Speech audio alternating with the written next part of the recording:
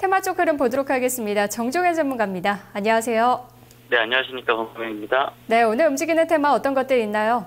네, 오늘 유가증권 시장 전일 상승 이후에 추가적인 상승을 보여주고 있고, 코스닥은 약간 떨어지고 있는 그런 구간을 보여주고 있습니다. 어제도 잠깐 말씀을 드렸습니다만, 사실 이제 코스닥 시장 중심으로 하는 전체적인 테마주의 움직임 자체가 상당 부분 약화돼 있다라고 하는 그런 부분을 말씀드렸는데, 코스닥 지수가 또 한 3, 4년 이래 최고치인 550선 내외권역에 또 공방전이 펼쳐지고 있는 모습인데, 항상 그 분기가 끝나고, 즉 1분기가 끝나면 4월이고, 2분기가 끝나면 7월이죠.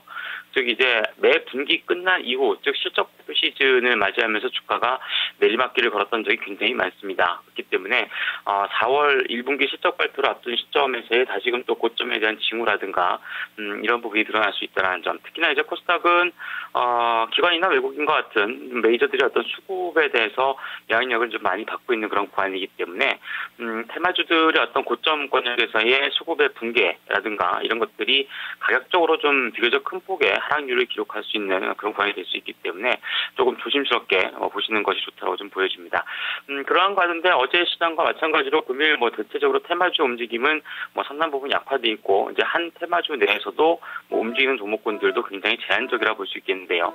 대표적으로 오늘 이제 AM, OLED, 플렉시블 테마주 쪽, 최근에 아무래도 이제 애플이라든가 삼성전자라든가 일단 휘는 이제 그 디스플레이를 탑재한 스마트폰 출시에 대한 기대감이 높아지고 있는 그런 구간인데, 오늘 또 올해 가을에 발표가 되는 갤럭시 노트 3에 대해서 휘는 디스플레이가 탑재될까라는 전망이 좀 나오고 있죠. 그래서 아이컴포넌트라든가 잉크테크라든가 몇몇 종목군들이 상승세를 기록하고 있는 모습이고요. 제약 바이오주 쪽에서도 대형주 중에 시젠이라든가 이런 종목군들은 고점에서 좀 크게 내리막을 갖고 있는 모습이지만 최근에 강세를 기록했던 이제 구제약 관련 종목으로도 볼 수 있을 것 같은데, 신약 관련된 CTC 바이오라든가 몇몇 종목군들은 상승세가 유지가 되고 있는 모습입니다. 태양광 쪽에서는 오성 LST를 포함한 몇몇 종목군들의 강세가 유지가 되고 있는 모습인데, 나머지 이제 최근에 활발하게 움직였던 종목군들에 대해서는 다소간의 좀 탄력이 둔화되거나 또 이제 고점에서의 기관성 매물 증가라든가 이런 부분이 좀 많이 노출되어 있기 때문에 탄력은 상당 부분 둔화되어 있다 보여집니다. 네, 오늘 관심 있게 볼 테마는 어떤 쪽인가요? 일단 테마주 쪽의 어떤 흐름이다라고 보기보단 아무래도 수급에 대한 변화 가능성이라든가 이런 쪽에서 오히려 유가증권 시장은 아래쪽에서 점진적으로 저점을 다지거나 올라가는 구도고, 코스닥 시장은 고점에 대한 징후를 드러내고 있는 그런 구간이기 때문에 아마도 이제 시장에 있어서는 조금 이제 사별을 두는 게 좋다고 좀 보여지고요. 그간에 일단 외국인 쪽에 결국에 이제 수급에 대한 변화라고 하는 것이 그 시장의 상승을 이끌어낼 가능성이 높지 않나 보여지기 때문에 3월 외국인의 어떤 집중적인 매도세를 보였던 종목군들에 대해서 흐름을 좀 예측을 해보는 게 더 좋지 않나라고 좀 보여집니다. 특히 이제 최근 이제 3월 중순 이후에 외국인들의 일간 단위 매도로 보면은 수천억대 매도세가 나오는 그런 모습을 보여주는데요.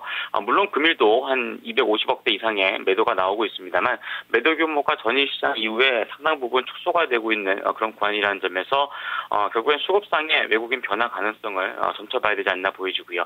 특히 우리나라는 일단 3월 말부터 4월 초까지 해서 추경 예산안의 집행이라든가 이제 일종의 경기 부양책에 대한 가능성이 높게 형성이 되고 있는 모습이기 때문에 거기에 따른 위험 자산에 대한 선호 가능성이 재차 높아질 거로 좀 보여집니다. 그래서 사실상 3월달 중에 있어서의 외국인들이 상당 부분 많이 팔고, 반면에 같이 기관들이 판 게 아니라 기관은 관망하거나 아니면은 그런 어떤 주가 하락을 이용해서 매수의 규모를 늘렸던 종목군들에 대한 관심들을 높여보시면 좋을 것 같습니다.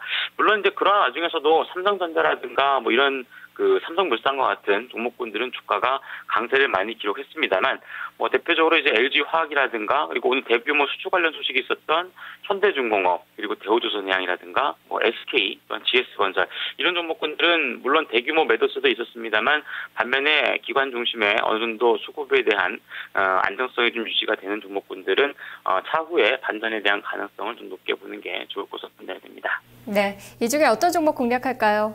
오늘 SK 말씀드리겠는데요. 기관 중심의 어떤 수급 자체는 상당 부분 안정화되어 있고, 반면에 3월 중순 이후 외국인 매도세는 순위를 보면은 집중 매도에 한 20위권 안쪽에 들어갈 정도로 매도세는 상당 부분 많았던 그런 종목입니다. 금액으로 보니까 약 한 440억 정도의 매도가 나왔는데요. 뭐 그러한 물량 정도를 대부분 소화한다라고 하는 측면과 주가가 이제 떨어졌다는 측면은 결국에 일단 이러한 수급에 대한 반전 시 주가의 어떤 회복 가능성도 높게 점쳐볼 수 있을 만한 그런 종목이라 보여집니다. 그래서 매수가는 일단 현재 움직이고 있는 16만 5천 원권 뭐 이하라면은 뭐 충분히 가능하다 보여지고요. 목표 주가는 18만 원권, 손절매 가격은 16만 원권으로 짧게 제시해드리도록 하겠습니다. 네, 전문가님 고맙습니다. 네, 감사합니다. 정주현 전문가와 테마 살펴봤는데요. 오늘은 테마라기보다는 외국인의 매도 클라이막스가 지날 만한 종목들 찾고 있었습니다. 그중에 SK 공략주로 제시가 됐습니다. 테마 나우였습니다.